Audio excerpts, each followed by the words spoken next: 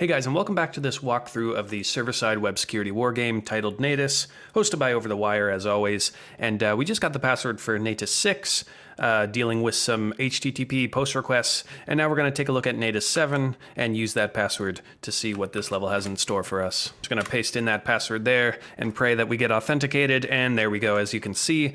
So pretty similar to the other levels appearance-wise, but you can see we sort of have what looks to be a navigation menu here. So we have a link for home and a link for about.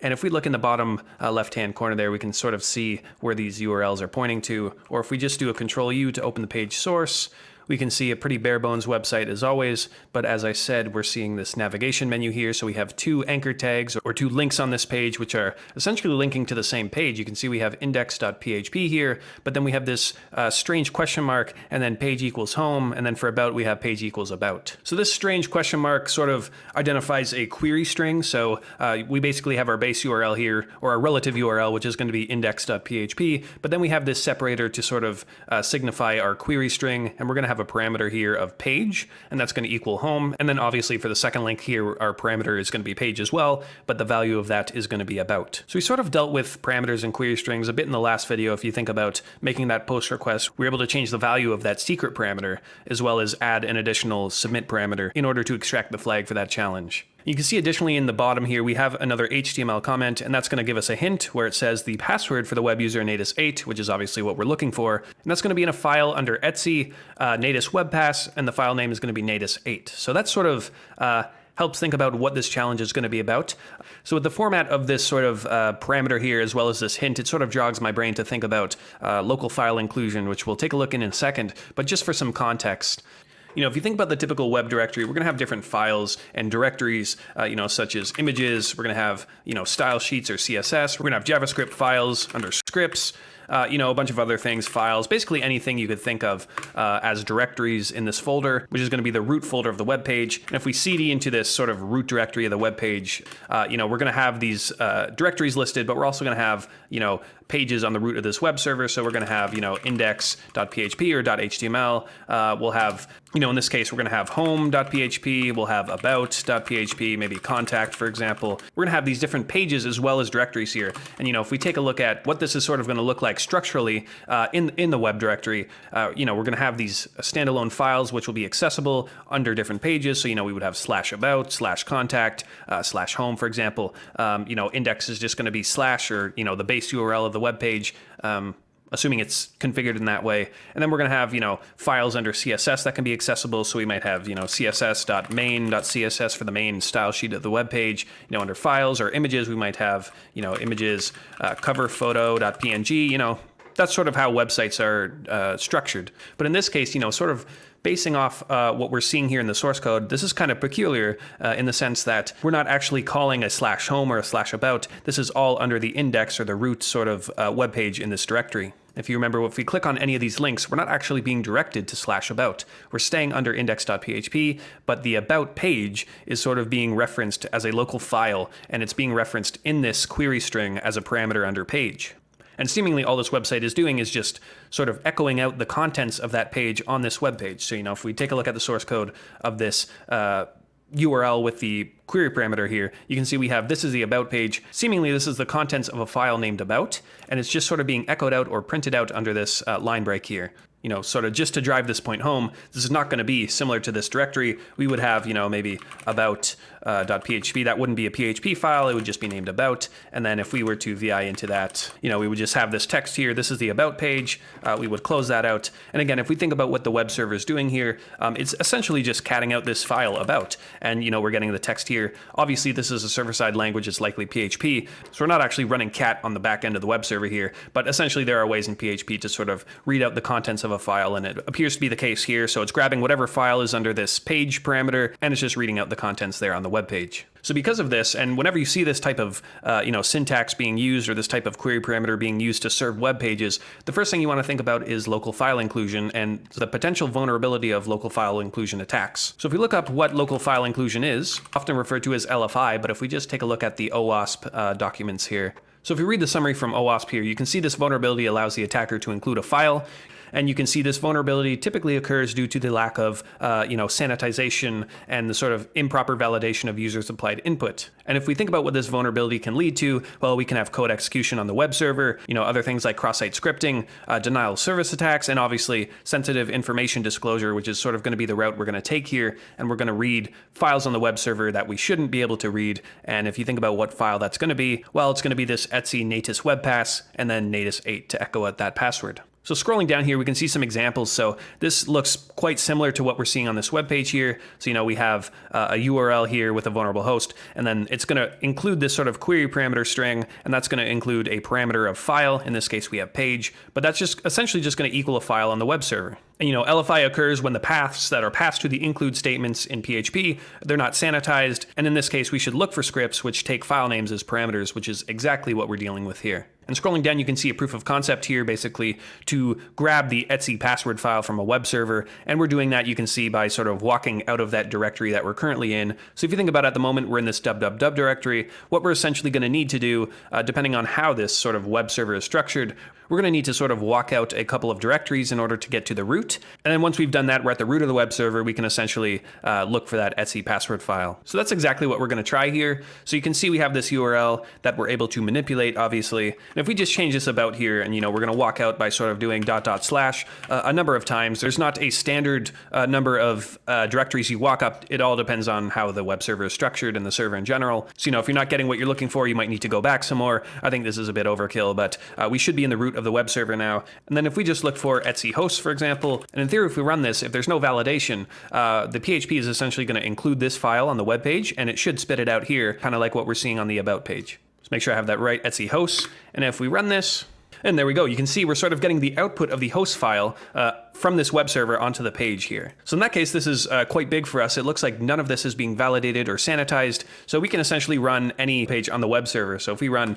passwd, like in that example, we're going to get the etc password file. And there we go. You can see all the users on the system. The fact that we can read any file here that we have access to on the web server is quite damning and quite a vulnerability here. And so thinking back to what we actually need to read here, we're going to just paste in this file, this reference to the file, and get the password for Natas 8. And there we go. So you can see when we run that, we have the password outputted to the screen here. And just like that, the PHP is including that file because it's not properly sanitized. In some cases with a more hardened web server, you're going to see this sort of thing get blocked or encoded. And so you won't actually be able to back out of a web directory like that. And there will also be obviously other measures in place to prevent you from just loading any arbitrary file you want on the web server. So that pretty much solves this level. A very basic but also very interesting use of local file inclusion in order to include this Natas 8 file into the web page and sort of take advantage of that logic to spit out the password for us. So we're going to move it over to Python now in order to sort of extract this and get our getflag script. So to do that, I'm just going to copy the same Python script we used in the last video, and we're going to make some changes to it. So I'm just going to use Sublime Text to open this file. If you don't have it installed, just look at the installation instructions depending on your package manager to get that installed. So to run Sublime Text, I'm just going to write subl there, and then under Natas 7, and this should open Sublime Text for us. And there we go. This is the same script from the last video. And I'm just going to turn on word wrap here just so we're not getting anything cut off. And then if you think about Sublime Text, there are different extensions or plugins that you can install. I have the Build View plugin installed. Just look up how to install that if you don't have it already installed. And what that's basically going to do is allow us to sort of build this Python script and execute it. And then we can sort of open up the output of that script in a new tab, just so we're not having to run Python each time in the command line. So to do that, to execute the script, I'm just going to do Control and B. You can see we have this new tab here, and that's going to be the build output. So we're just getting the output of this file as it executes. And what I can do now is just run Alt-Shift and 2 to sort of split that to a new window. And then I'm just going to drag this over the build output. So we have our code here as well as the output here. So the first thing I want to do is sort of clean up this script from last time. You can see under the URL variable here that we set, we're using this sort of % formatting for inputting this variable here into the dynamic string. That's actually an older way to do this in Python. And now that we should be running Python 3 everywhere, I'm going to show you the sort of f-string way to do it, or the more modern Python 3 way to do this. So all we have to do, I'm just going to get rid of the username and % here at the end, and then I'm going to change these single quotes to double quotes. And once we've done that, we can actually just remove this %s here. And if you're familiar with JavaScript at all, this is kind of like doing a template literal, where you sort of enclose and backticks, and you can put in variables, for example, just from within a string to make it more dynamic. It's kind of similar here, just the syntax is a bit different. We're just going to open that up in curly braces, and then we're just going to put in our variable, which is is going to be username. And the only thing we're missing now is just to put an F in front of the first quote here. And that's going to be sort of to